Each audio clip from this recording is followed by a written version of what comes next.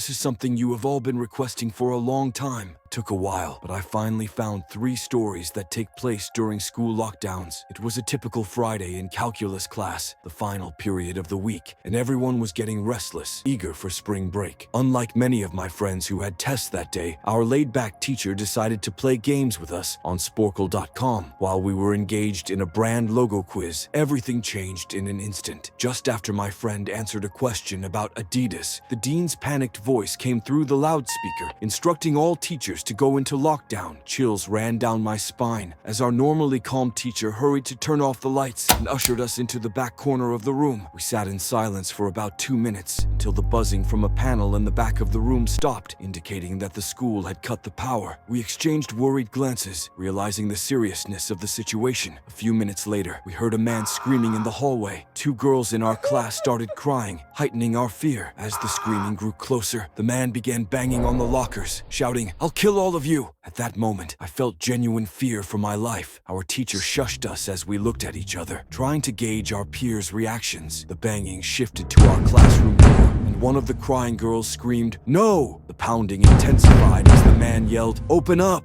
Now 2 girls were sobbing uncontrollably. It felt like an eternity as he pounded on the door, but eventually he moved down the hallway, continuing to scream until his voice faded away. About 10 minutes later, though it felt like half an hour, the dean returned to the loudspeaker to explain the situation. He informed us that a mentally unstable person had entered the building and assaulted the woman at the front desk, causing her to flee in terror. Staff members were unsure if the man was armed. At that time, our school lacked security cameras and proper security measures, making it vulnerable to such incidents. Staff members conducted a sweep of the hallways and classrooms, but couldn't find him. The dean instructed teachers to resume classes while keeping all doors locked and not allowing any students to leave for any reason. The most disturbing part was that one of the janitors working the night shift later discovered the man sleeping in a storage closet near the back of the school. According to rumors, a .44 Magnum was sticking out of his pocket. It seemed the janitor must have done something foolish to wake him, such as leaving the closet door open, because by the time the police arrived, the man was gone. To this day, my entire class has no idea if he was ever found, but I like to think he is receiving the help he needs. My school has 2 lunch periods. The first lunch is for all 6th graders, 7th graders, while the second is for the remaining 7th graders and all 8th graders. The lockdown occurred in early October on an overcast and rainy day. During the first lunch period, I heard 4 loud booms. Initially, I thought it was thunder, but then the entire lunch crowd erupted in screams. I assumed the kids were overreacting, but campus security soon entered, instructing everyone to go into the multi-purpose room. Those in line for lunch had to abandon their meals and rush inside. My friends and I joined a large group of students, all curious about what was happening. The multi-purpose room is huge, with a back wall made of see-through glass. As we were ushered inside, security began covering the glass with curtains, and adults guarded every exit. My friend Eric,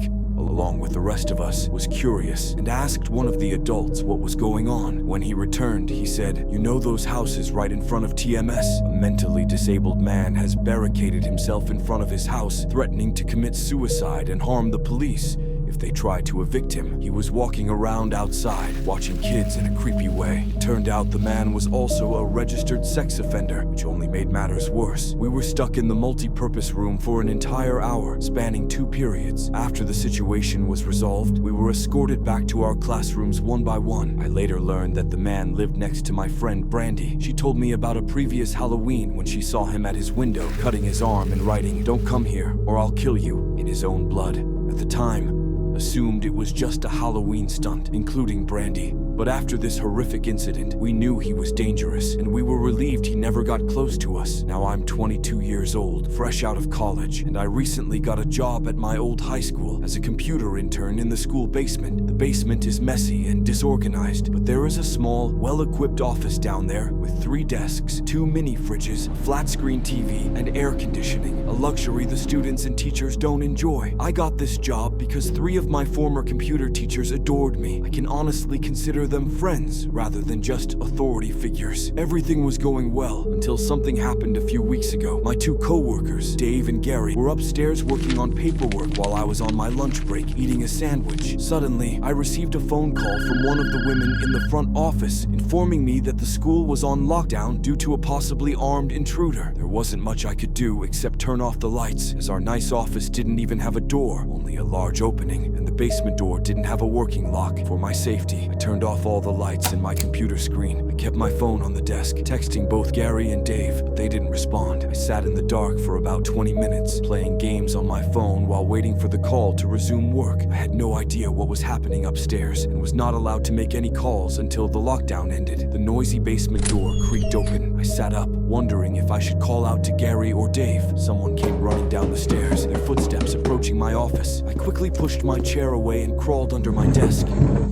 Someone entered the office without turning on the lights, and an eerie silence enveloped me. I can't even describe the fear I felt. It was as if one sudden noise could cost me my life. Suddenly, my phone dinged with a text message. My heart sank as I clenched my teeth in terror. The footsteps moved closer until I finally dove out from under the desk, pleading for my life. Just then, a man in a red plaid button-up shirt, jeans, and a reddish-black cap grabbed my arm and pulled me up. "What's going on up there?" "I'm just hiding down here with you." I whispered my question back to him, but he ignored it and asked if there was an exit down here. I told him, "Around that way," he asked, before he could say anything else. "Who are you?" There was a brief silence before he explained that he was there to pick up his son when a teacher told him to hide. After his explanation, I checked my phone and saw a text from Dave. "Dude, this is crazy. Some guy with a gun shot Mr. Buckley. He's wearing a red shirt and hat. Whatever you do, don't come upstairs." I was about to read that text aloud to the man when I realized something. I looked up and my stomach dropped. The man seemed to sense my suspicion. Panic surged through me and I bolted for the stairs. A gunshot echoed through the basement and I heard a bullet ricochet off something metal in the darkness. Miraculously, I made it upstairs unscathed. Fortunately, police were waiting at all exits, including the basement, and apprehended the man as soon as he opened the door. The good news was that Mr. Buckley survived the gunshot. It was later revealed that he and the man had some unresolved issues, but the details were never disclosed. What we do know is that Mr. Buckley did nothing to provoke such a violent reaction. The sound of that gunshot will forever echo in my mind.